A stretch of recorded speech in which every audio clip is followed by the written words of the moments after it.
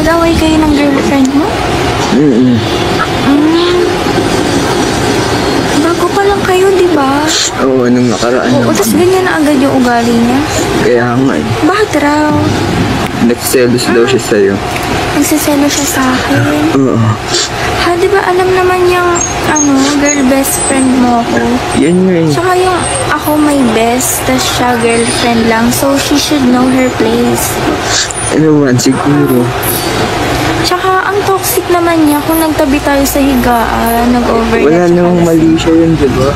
Oo, di ba parang kapatid na yung turing natin sa isa't isa? Anong masama kung magtatabi tayo sa isang higaan? Wala. Ha? Ang dumi naman niya mag-isip kung gano'n. Alam mo, stop. Alam mo namang nandito ako, di ba? Hindi kita papabayaan. Alam mo kasi kung ako lang naman, kung ako yung gano'n, hindi kita gaganunin eh. Hindi ko kayang gawin sa'yo. Thank you. Oo, ang gwapo-gwapo mo kaya. Ang daming tao dyan, no? Andito ako. Salamat. I don't need her. Alam mo, actually, ang ganda niya. Gusto ko siyang maka-close. Kaso, ganun pala yung ugali. Huwag na. Hayaan mo. Dito ka na lang matulog. Hayaan mo na siya. Sige, pupunta ako dyan, Okay. Oo, maligo ka muna.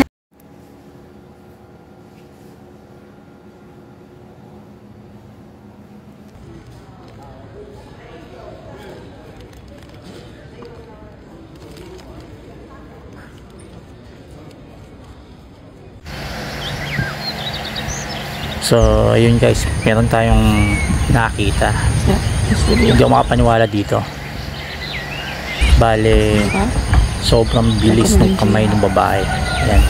Tingnan nyo yung kamay ng babae. Ayan. Nakita nyo ba? Di ba? Ito yung tama niya. Oh. Ayun yung pulbos. Grabe. Hindi ako makapaniwala dyan. Slow mo natin. Ito na. Ayun o, kita nyo ba?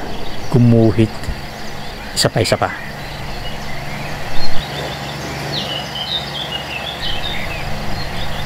Ayun o. Grabe. Ayan o, ayan yung pulbos saka dibdib niya.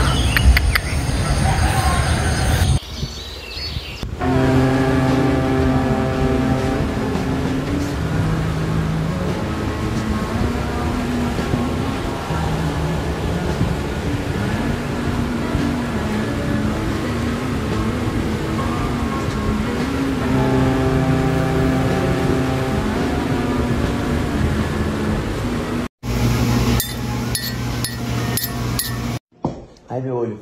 Não.